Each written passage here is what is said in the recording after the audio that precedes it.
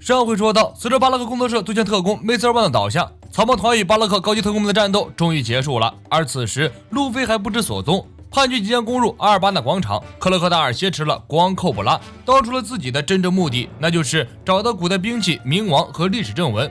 为了强迫寇布拉答应交出历史正文，克洛克达尔威胁寇布拉，20分钟后，当叛军入侵广场时，就会有直径超过5000米的特制炸弹在广场上爆炸。那时，不论是叛军还是国王军，将无一人生还。罗宾用果实能力在城门上编出许多小手，阻止国王军进入。这时，从高高的台阶上走下来几个彪形大汉，为首的一人二话不说，一刀砍了城门上的手。罗宾吃痛，撤销了能力。几个彪形大汉推门而入，他们正是阿拉巴斯坦的精英护卫团爪牙部队。虽然是精英，但每个人看上去都是一副跑龙套的样子。寇布拉深知他们的实力，大声警告他们千万不要对克洛克达尔出手。4个人死意已决，本来就是来送人头的，岂有点到为止之理？这人头今天必须送上，谁也拦不住。克洛克达尔呵呵笑了几声，根本不屑与他们动手，因为这4个人喝了暂时可以提升力量的药水，时限只有几分钟，但是却要以生命为代价，就算不管他们，他们也会自己死掉。克洛克达尔躲开他们的攻击，4个人陆续倒下，药水的副作用发作了。可怜这4人还不及海贼王最强龙套熊猫人的出场时间，刚露面就领了盒饭。加卡看不下去了，立即变身成拳拳果实胡狼形态扑向克洛克达尔，当然也没用，克洛克达尔瞬间将其秒杀。弱小也是一种罪过呀！维万绝望的大叫一声，贝尔被罗宾吊打，加卡又被秒杀，这意味着阿拉巴斯坦国家最强的战士组合彻底垮掉，国家最后的防线崩溃了，所有的希望都落在了草帽团的身上。这时寇沙赶到，他绕开战场，一个人穿过小路，率先来到王宫。寇沙本想尽快见到国王，恳求国王投降，然后终止战争。但是眼前的此情此景与寇沙想的完全不一样，他也看明白了，国王被国家的英雄所劫持，整个国家陷入混乱。虽然难以置信，但这应该就是事实。真正祸国殃民的是这个大英雄克洛克达尔。克洛克达尔哈哈大笑，事情变得有趣起来了呀！现在两军交战正是激烈，双方的首领竟然在此碰面。看来这场战斗已经变成了被拧下脑袋的两条蜥蜴之间的厮杀战了。没错，就按照你们能想象的最糟糕的情况去联想吧，所有的一切都是我的作为，被你们误解是国王所做的那些事情都是我公司设下的陷阱。你们在这2年间表现得非常有趣，国王军和叛军被我耍得团团转呀！寇沙完全懵逼了，因为眼前的一切完全超乎了自己原本的计划，自己一时不知道该做什么。国王寇布拉和加卡在一边呼喊寇沙不要被克洛克达尔欺骗，还有不到30分钟广场就会被炸弹袭击，必须争分夺秒拯救国民。克洛克达尔挥起炉钩子将加卡一钩子干倒，寇沙转身向外奔去，想要通知大家广场上有炸弹的事情。维维安突然纵身跃起，将寇沙扑倒在地。他的想法是绝对不能让广场上有炸弹的事情传出去，否则在数百万人的战场上引起恐慌，战争不止不会停止，场面还会更加混乱。维维安提议让国王军和叛军同时举白旗投降，这样才能停止战争。维维安的想法是好的，但是太过天真了，这个世界的险恶他根本想象不到。老油条克洛克达尔多端诡计，维维安就算把身体里所有细胞都集中在脑子里，也绝对想不出来。克洛克达尔冲过来要干掉2人，加凯非常坚强地站了起来，拼尽力气挡下了克洛克达尔一击，催促维维安和寇沙赶快离开。我是阿拉巴斯坦的守护神胡狼，是消灭王族的敌人的执行者，只要我还没有断气，就要战斗。维维安和寇沙立即大开城门，维维安站在高墙上，大声向广场上的国王军宣布战争停止，立即举起白旗。国王军懵逼了，说干仗就干仗，说停战就停战，咋的？你们打游戏呢？断网了，不想玩了呗？更让国王军懵逼的是，从王宫里走出来的居然是叛军首领寇沙，他大声呼吁国王军投降，自己这边也立即命令叛军投降。输赢已经没有意义了，必须停止战争。国王军只好全体举起白旗，能不动手就解决纷争是最好的，毕竟没有人想死。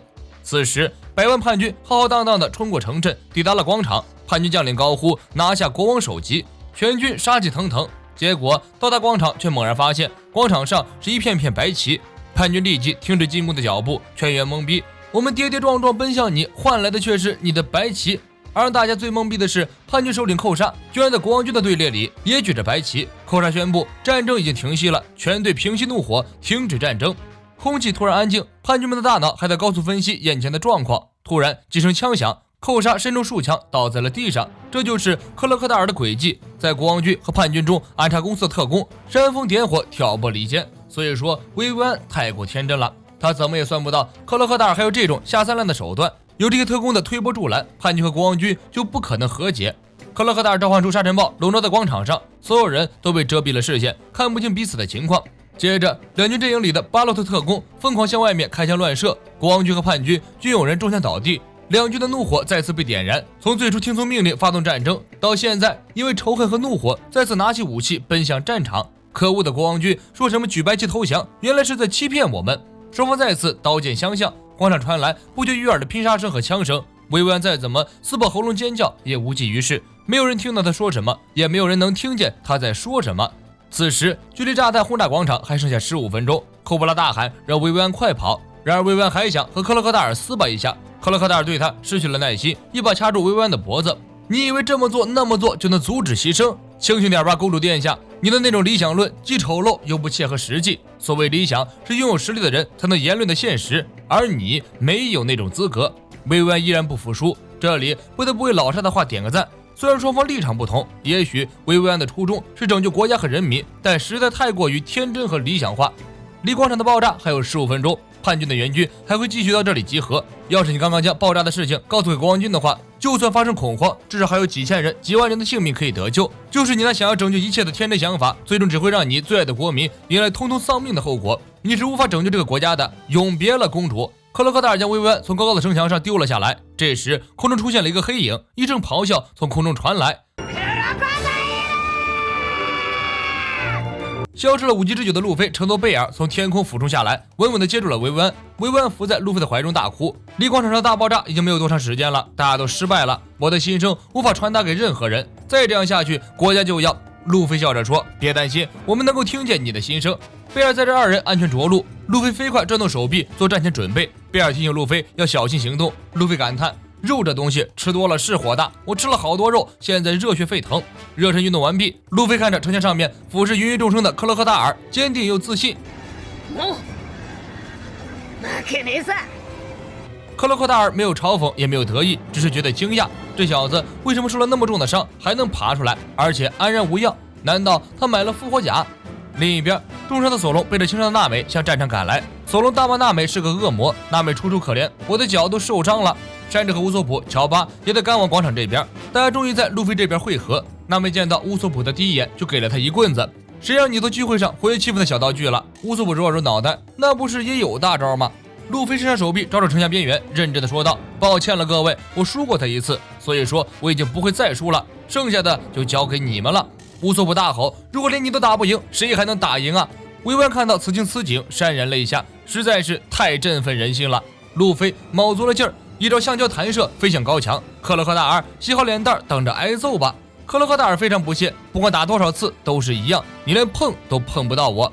路飞高高的跳起来，跳到克洛克达尔的头顶，霸气的扬起自己的肱二头肌。克洛克达尔用关爱傻子的眼神看着路飞，微微一笑，准备元素化成沙子。路飞挥起拳头，重重的砸在克洛克达尔的嘴角，窜血，被打翻在地。国王都惊了，这小子到底是何人，居然能把几乎无敌的克洛克达尔打倒。路飞没等克洛克达尔站起来，双手抓住他的肩膀，一招车轮滚滚暴走战车，飞速冲过去，给了克洛克达尔一个迎头痛击。克洛克达尔这么大岁数人了，突然被人这么一撞，一口千年老痰卡进了嗓子，差点直接飞出这个花花世界。路飞得意的笑了，战术成功。